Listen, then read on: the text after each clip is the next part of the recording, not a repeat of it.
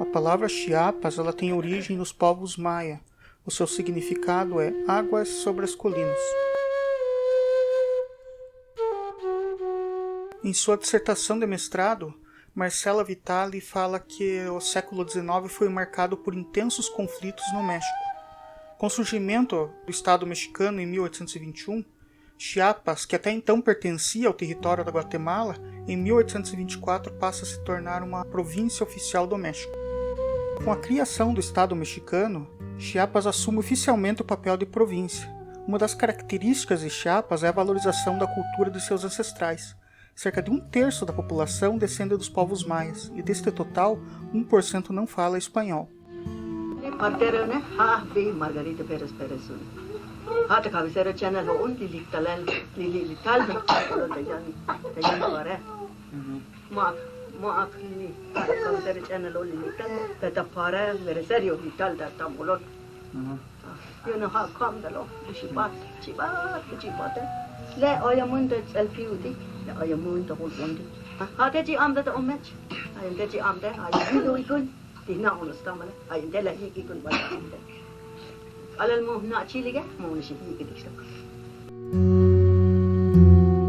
Antes de nos aprofundarmos sobre Chiapas, precisamos primeiro compreender o contexto que levou à Revolução Mexicana no início do século XX e que veio a transformar Chiapas no que ela é hoje.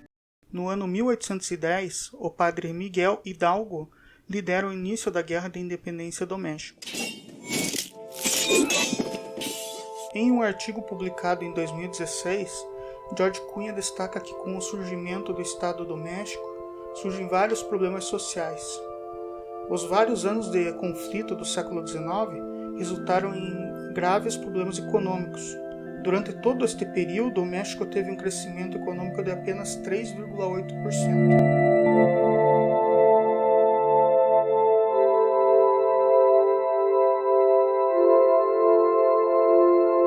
Com a implantação de políticas liberais no final do século XIX, os problemas sociais se agravaram. Dentre as reformas, foi criada a Lei dos Balbios, que confisca grande parte das terras indígenas pelo governo. Posteriormente, essas terras foram nacionalizadas e vendidas para o capital estrangeiro. A perda de suas terras resultou em graves problemas socioeconômicos. Se este período representou um momento de dificuldade para os pobres, para os ricos foi um período marcado pela prosperidade. El optimismo es completo, por lo menos en las clases dominantes. Para ellas, la República vive una larga etapa de paz y prosperidad. Ajena a una realidad más agresiva que también existe, la dorada juventud, hija de esta élite, no tiene más que crecer jugando.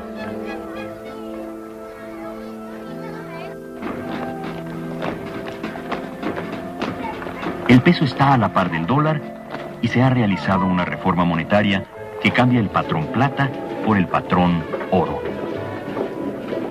En el ejercicio fiscal de 1905 hay un superávit de 13 millones de pesos y en cada uno de los años siguientes, hasta 1910, la hacienda pública arroja superávit que van creando una reserva cuantiosa para fortalecer aún más el régimen porfirista.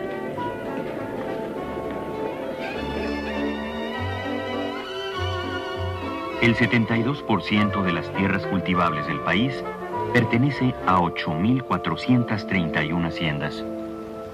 En cambio, los 49.635 pueblos y rancherías que existen solo tienen el 21% de la tierra laborable. Si no se tiene la fortuna de pertenecer a la selectísima aristocracia mexicana llamada pulquera, siendo dueño de una gran hacienda y vivir gran parte del tiempo en Europa, surtiéndose allá de ropa y muebles, en México hay la posibilidad de satisfacer el buen gusto y la elegancia.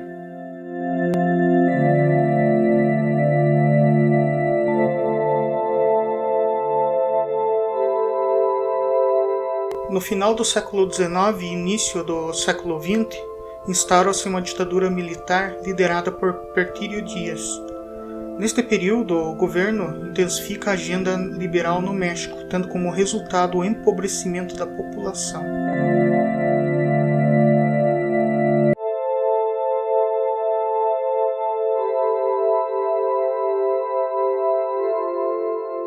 Este período ficou marcado por um forte crescimento econômico, que foi alavancada pela mão de obra barata de camponeses mexicanos.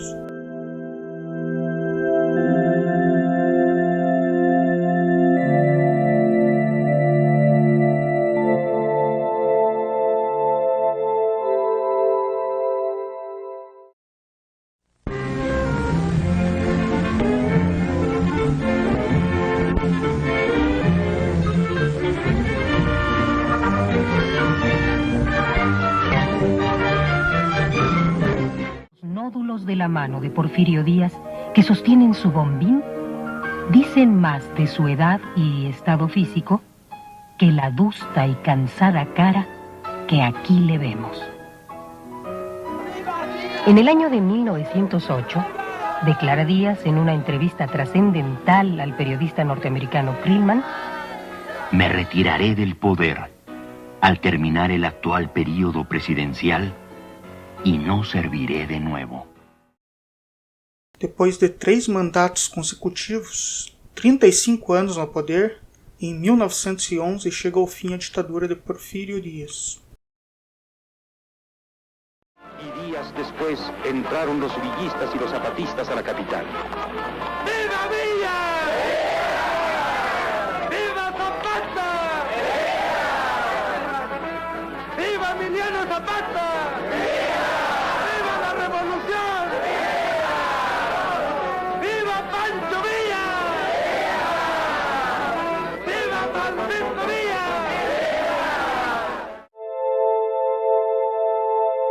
Com o fim da ditadura em 1910, a população mexicana se mobiliza para a retomada de seus direitos.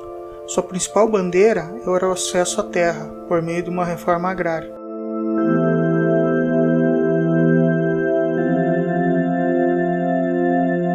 Dentre os revolucionários, destaca-se Emiliano Zapata e Pancho Villa. Eles foram um dos responsáveis pela criação do Plano de Ayala, que tinha como lema a reforma, a liberdade, a justiça e a lei.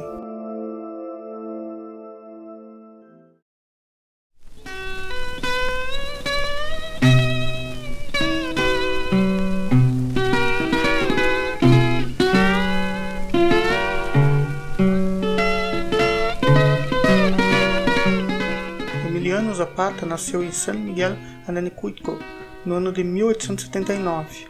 No início da sua vida, Zapata já se destacava ao defender aldeões pobres, que tinham suas terras usurpadas pelo governo. Na Revolução de 1910, Zapata assumiu o papel de general do Exército Libertador do Sul. Ele tinha como objetivo principal promover a reforma agrária.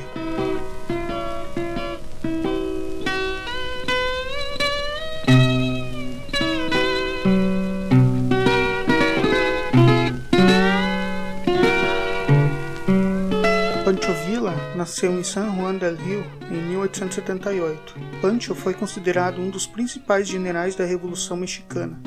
Tido como um herói pelos feitos revolucionários, foi apoiador de Francisco Madero para a eleição de 1910. Com o golpe de Estado de Victoriano Huerta, este coloca a cabeça de Pancho Villa a prêmio. Correndo o risco de vida, Pancho Villa se refugia nos Estados Unidos, onde permaneceu até a morte de Francisco Madero. Villa retorna para o México para compor um exército contra o ditador Victoriano Huerta.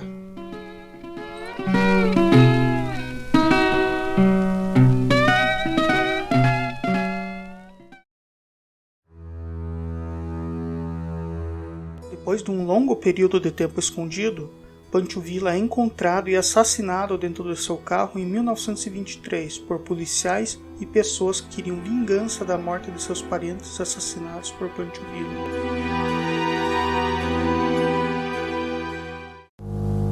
Com o crescimento da oposição à burguesia, tem início a Revolução Mexicana e Francisco Madero acaba se destacando no meio político, o que colabora na sua vitória eleitoral, tornando-o o mais novo presidente mexicano depois de 30 anos de ditadura de Porfirio Díaz.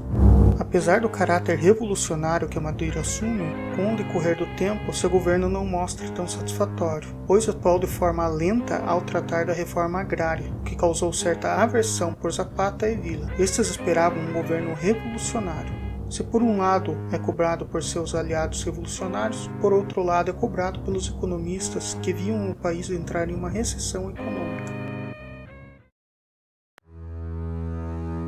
Apesar de tudo, seu mandato durou apenas 15 meses. Francisco Madero é assassinado em 22 de fevereiro de 1913.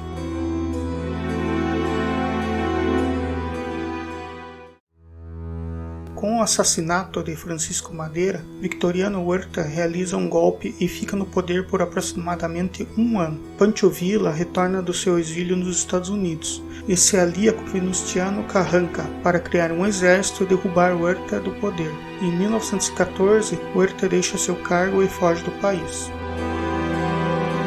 Zapata e Villa firmam uma aliança constitucional com Obregón e Venustiano Carranza em 1916. Em 1917, Venustiano Carranza assume a presidência com uma nova constituição. Fortemente criticado e ameaçado por Zapata, Carranza coloca a cabeça de Zapata a prêmio. Zapata é assassinado em 1919. Ao decorrer do tempo, Carranza acumulou vários inimigos. Em 1920, Carranza foi assassinado por antigos aliados. Com a morte de Zapata em 1919, Carranza em 1920, Villa em 1923 e Obregón em 1928, considera-se o fim da Revolução Mexicana. Mesmo com suas mortes, Zapata e Villa servem como inspiração para diversos movimentos sociais. Apesar do enfraquecimento nos anos seguintes, o legado da Revolução Mexicana de 1910 tem reflexo até hoje. Como exemplo, temos Lázaro Cárdenas. Este também participou da Revolução Mexicana e assim trouxe consigo muito de seus ideais. Lázaro se torna presidente em 1934, instituindo a reforma agrária que, dentre seus compromissos, destacou a distribuição de terras para camponeses e indígenas mexicanos. Dentre as conquistas da Revolução Mexicana, temos a Constituição criada em 1917, que se mantém até hoje. Destaca-se o direito de expropriação de terras pelo Estado para fins de reforma agrária, reconhecimento dos indígenas sobre o uso da terra de seus ancestrais, direitos trabalhistas e institucionalização de um Estado laico, dentre outras conquistas. Chegando a um contexto mais recente, segundo Fábio Alckmin, a segunda metade do século XX tem início a movimentos populares de renovação à perspectiva nacionalista integracionista. Nos últimos 30 anos, surge um movimento social classificado como emergência indígena. Segundo Alckmin, muitas pessoas que se reconheciam como camponeses, caboclos, começaram a se autodefinir como indígenas, indicando assim um processo de reetnização. Tierra y libertad. Justicia y ley.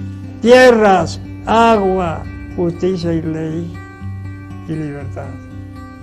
Fueron los ideales de la revolución. Hemos iniciado una profunda reforma campesina. Luego de muchos años de crisis en el campo, alentamos una nueva reforma agraria de los propios campesinos, hecha por ellos y para ellos.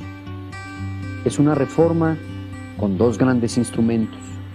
El primero, el cambio del artículo 27 constitucional, que da seguridad y más libertad a los campesinos para decidir por sí mismos lo que quieran hacer con sus tierras.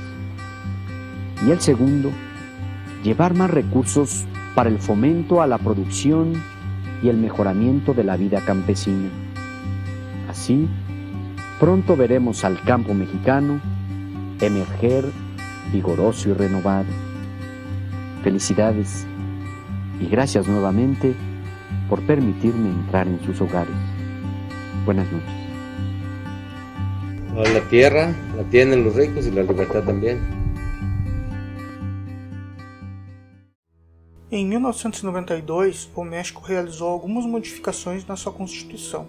O objetivo era de promover uma composição pluricultural da sociedade. Apesar dos avanços sociais, o neoliberalismo ainda era um fator que tensionava o empobrecimento da população indígena mexicana. Neste contexto, ganha força o movimento zapatista, agora como movimento territorialista, o que passa a se tornar um diferencial em relação aos movimentos sociais anteriores. Este movimento tem como bandeira a reforma agrária e a autonomia dos estados. A autonomia se refere à diversidade identitária das diferentes regiões do México. Como Chiapas era um dos estados mais pobres do México, o governo passa a incentivar o turismo na região. Afinal, Chiapas possui um rico acervo cultural material e imaterial. Porém, a população sente que este modelo multiculturalista neoliberal tende a ampliar a segregação cultural. Fábio Alckmin afirma na sua dissertação de mestrado que, abre aspas, assim como nos tempos coloniais, distingue-se o mal gentil do bom selvagem, ou, em outras palavras, o índio contestador do índio permitido, que não ameaça a institucionalidade do Estado. Neste contexto surge um mal-estar entre o governo e o setor financeiro. Oposto ao governo temos os índios contestadores. Algunos indígenas siguieron en la lucha pacífica por sus derechos, pero otros vendieron sus vacas para comprar armas.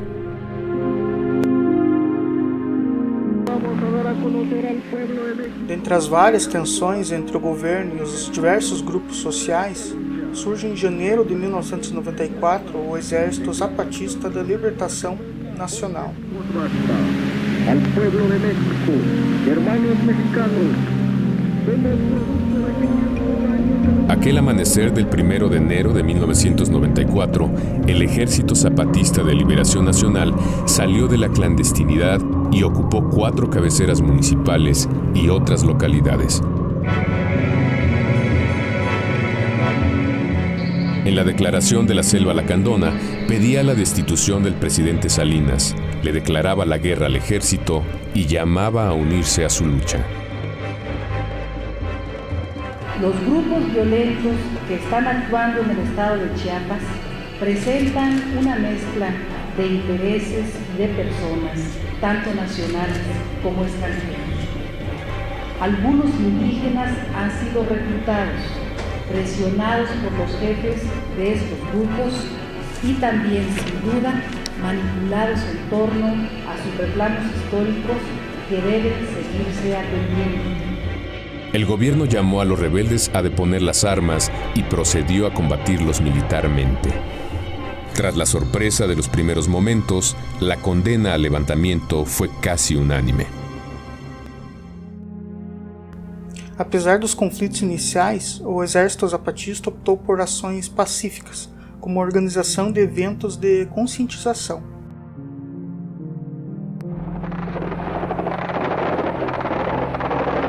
Mesmo assim, o exército mexicano continuava a ocupar as regiões, resultando em diversos conflitos.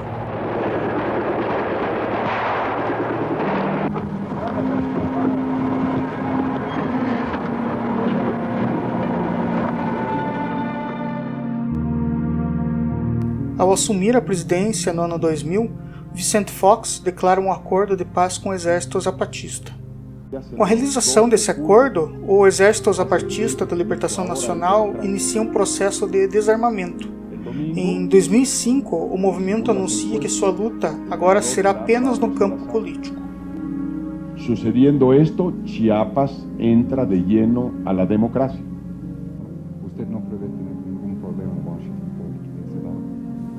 Entonces, me parece que aquí está la gran oportunidad de México, de Chiapas, de los chiapanecos, de los indígenas y de la comandancia del Ejército Zapatista para resolver el asunto y poner en marcha un proceso de desarrollo, como ya señalé, muy ambicioso para el sureste mexicano y para Chiapas. Así que el punto de partida es restablecer el diálogo.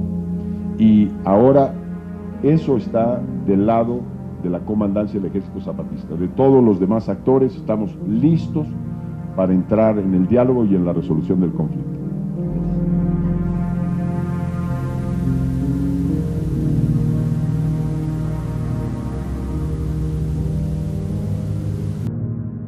Com o reconhecimento do governo, surge oficialmente os territórios autônomos zapatistas de Chiapas. O território zapatista está dividido em 5 regiões. Cada uma tem o centro do governo autônomo denominado Caracol. Os caracóis são as sedes das chamadas Juntas de Bom Governo. Os caracóis não são os líderes políticos que tomam decisões, mas atuam como delegados. Assim as ordens vão de baixo para cima, as decisões partem da comunidade. Para evitar relações de interesse, foi criado um sistema de rodízio dos representantes. Eles são vigiados constantemente pela sociedade. ¡Vivan los caracoles zapatistas! ¡Vivan los municipios autónomos rebeldes! Nuestra principal arma de lucha ahora es nuestra resistencia y nuestra organización de todos los pueblos.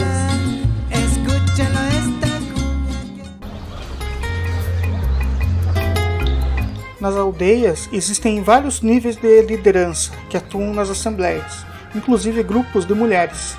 Pode-se dizer que elas conquistaram o empoderamento desde a origem do movimento zapatista.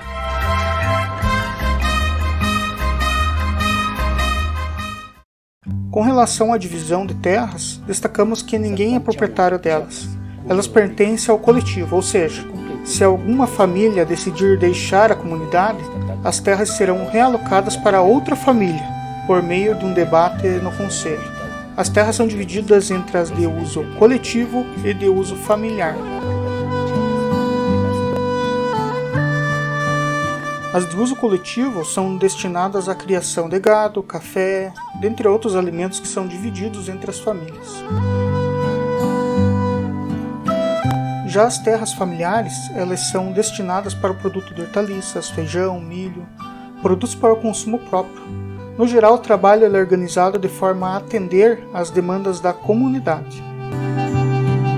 Sí, pues están agradecidos con ellos también, con el ingeniero, por ayudarlos en eso. Sí, y a luchar con ellos también. No âmbito do estado de Chiapas, não existe um comando central. Uma comunidade é diferente da outra. Assim, cada região, caracol, pode contribuir na produção de um tipo de alimento ou realizar trocas com outras regiões. Finalizamos este pequeno vídeo com a conclusão da jornalista Anne Brie, no artigo Zapatistas, Lições de Auto-Organização Comunitária. Apesar dos desafios, em 26 anos de luta pela autonomia, os zapatistas construíram acordos sociais funcionais baseados na democracia de baixo para cima, cooperação e justiça comunitária que colocam o bem-estar da comunidade acima do benefício individual. Por meio desses acordos, as comunidades zapatistas garantiram os direitos, a proteção e as necessidades básicas que o Estado mexicano negou ou deixou de fornecer.